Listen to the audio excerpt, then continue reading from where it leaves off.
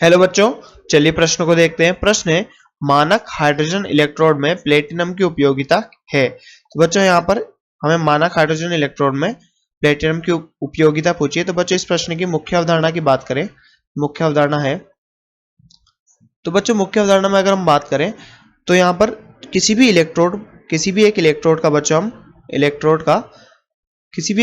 बच्चों हम क्या नहीं, विभव नहीं माप सकते। किसी भी एक इलेक्ट्रोड का हम विभव नहीं माप सकते बच्चों। स्वतंत्रता पूर्वक हम किसी भी सिंगल इलेक्ट्रॉन यानी किसी एक इलेक्ट्रोड का विभव नहीं नाप सकते। तो बच्चों हमें इसका विभव नापने के लिए क्या करना होता है, यहाँ पर हम एक ऐसे इलेक्ट्रोड का उपयोग करते हैं जिसका विभव का हमें पहले से पता हो, और उस इलेक्ट्रोड के बच्चों हम क्या करते हैं, यहाँ पर मानक अपचयन विभव कैथोड माइनस एनोड से हम इसको निकाल लेते हैं। तो बच्चों हमारी समीकरण क्या होती है, कैथोड का विभव माइनस एनोड का विभव कैथोड का विभव, और बच्चों यहाँ पर एनोड का विभव। इससे बच्चों हम क्या कर लेते हैं, इसका मान ज्ञात कर लेते हैं किसी भी इलेक्ट्रोड के विभव का।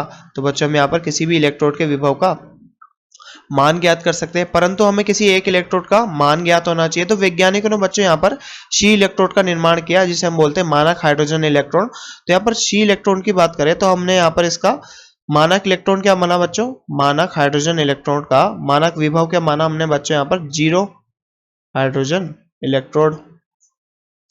इलेक्ट्रोड की बात करें तो बच्चों यहाँ पर मानक हाइड्रोजन इलेक्ट्रोड का हमने विभव कितना माना यहाँ पर ई नोड एसआरपी, मानक अपचयन विभव कितना 0 वोल्ट माना। अब बच्चों इससे हम किसी भी अन्य इलेक्ट्रोड का विभव ज्ञात कर सकते हैं। इसको हम उसके साथ लगा देंगे और ये बच्चों कैथोड और एनोड दोनों की तरह कार्य कर सकता है। ये कैथोड व एनोड दोनों की तरह कार्य कर सकता है बच्चों। ये एनोड और कैथोड दोनों की तरह कार्य करता है। तो बच्चों यहाँ पर क्या होता है, यहाँ पर हम 1 एटीएम दाब पर हाइड्रोजन गैस प्रवाहित करते हैं बच्चों। हाइड्रोजन गैस 1 एटीएम दाब पर, किस पे 1 एटीएम दाब पर। और बच्चों यहाँ पर हम H+ की सांद्रता रखते हैं बच्चों, H+ की सांद्रता रखते हैं 1 मोलर। बच्चों यहाँ पर 1 मोलर हम किसकी H+ की सांद्रता रखते हैं एक। और बच्चों यहाँ पर इसकी बात करें तो ये क्या होता है यहाँ पर बच्चों, अगर हम इसकी यहाँ पर बात करें तो ये होता है सूक्ष्म विभाजित प्लेटिनियम से लेपित प्लेटिनियम पत्र होता है बच्चों। ये क्या होता है, सूक्ष्म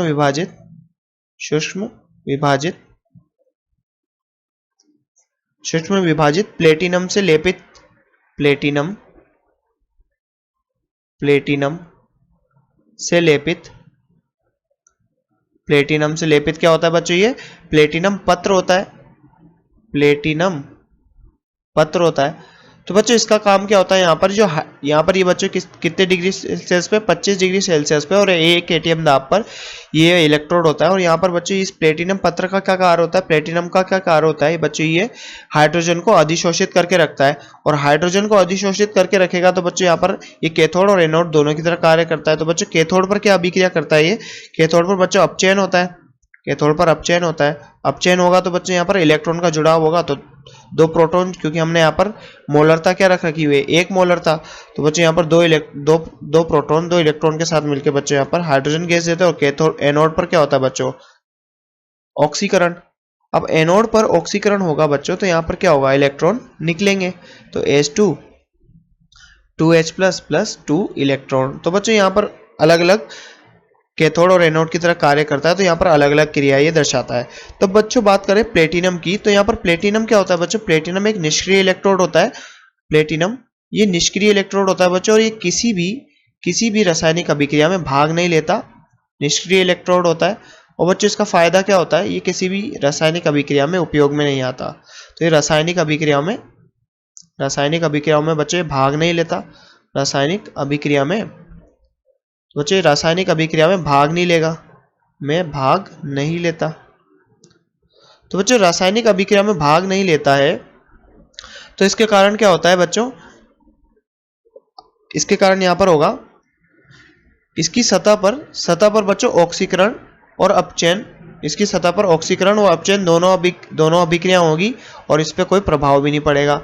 ऑक्सीकरण व अपचयन दोनों होगा और इस पर कोई प्रभाव नहीं पड़ेगा। अब बच्चों प्लेटिनम का यहाँ पर मुख्य उपयोगिता क्या होती है? जो प्लेटिनम इलेक्ट्रोड होता है बच्चों, यहाँ प्लेटिनम, तो इसकी मुख्य उपयोगिता क्या है बच्चों? ये क्या करता है? यहाँ पर हाइड्रोजन को अधिशोषित करके रखता है। उपयोगिता क्या है बच्चों? ये H2 गैस को अधिशोषित करके रखता है, अधिशोषित। अब बच्चों ये अधिशोषित करके रखेगा तो इससे क्या होगा? यहाँ पर अधिशोषण के कारण बच्चों यहाँ पर क्या होता है? इसकी जो हाइड्रोजन की अपचयित व ऑक्सीकृत दोनों अवस्थाओं में सांद्रता स्थिर रहती है। तो बच्चों इसके अधिशोषण से क्या होता है? इसकी सांद्रता स्थिर रहती है, सांद्रता स्थिर रहती है, सांद्रता स्थिर रहती है। और बच्चों दाब भी स्थिर रहेगा, दाब भी 1 एटीएम पर स्थिर रहता है, 1 एटीएम पर स्थिर रहेगा, स्थिर रहता है। तो बच्चों दाब भी यहाँ पर 1 एटीएम पर स्थिर रहता है। और बच्चों हम यहाँ पर शी इलेक्ट्रोड का, या फिर हम बच्चों बोल सकते हैं मानक हाइड्रोजन इलेक्ट्रोड का, मानक हाइड्रोजन इलेक्ट्रोड का बच्चों यहाँ पर बात करें, निरूपण कैसे कर सकते हैं हम इसका? अर्धसेल निरूपण इलेक्ट्रोड का, अर्धसेल निरूपण। तो बच्चों इसका अर्धसेल निरूपण कैसा होता है? इसका अर्धसेल निरूपण होता है बच्चों ये कुछ इस प्रकार। प्लेटिनम बच्चों यहाँ पर क्या है? ठोस है, प्लेटिनम सॉलिड। और बच्चों यहाँ पर H2 क्या है? गैस है, तो यहाँ पर गैस लिख दिया हमने। और बच्चों यहाँ पर क्या बात करें? H+, ये कैसे? जलीय माध्यम में, तो यहाँ पर हमने एक्वस लिख दिया। और ये बच्चों कितने मोलर पे? 1 मोलर। बच्चों यहाँ पर ये कितने एटीएम पे? 1 एटीएम पर, 1 एटीएम दाब पर। तो बच्चों ये इसका निरूपण होता है, ये इसका अर्धसेल निरूपण होता है। तो बच्चों हमसे प्रश्न में पूछा गया था कि मानक हाइड्रोजन इलेक्ट्रोड में प्लेटिनम की क्या उपयोगिता है? तो बच्चों हमने यहाँ पर देखा ये हाइड्रोजन गैस को अधिशोषित करके रखता है, उसके कारण हाइड्रोजन की ऑक्सीकरण तथा अपचयन में, हाइड्रोजन की ऑक्सीकरण तथा अपचयन में सांद्रता स्थिर रहती है बच्चों। और सांद्रता स्थिर रहती है तो वहां पर दाब भी स्थिर रहेगा और हमारा हाइड्रोजन इलेक्ट्रॉन सही से काम करता रहेगा। तो बच्चों आशा करते हैं आपको प्रश्न समझ में आया होगा। धन्यवाद।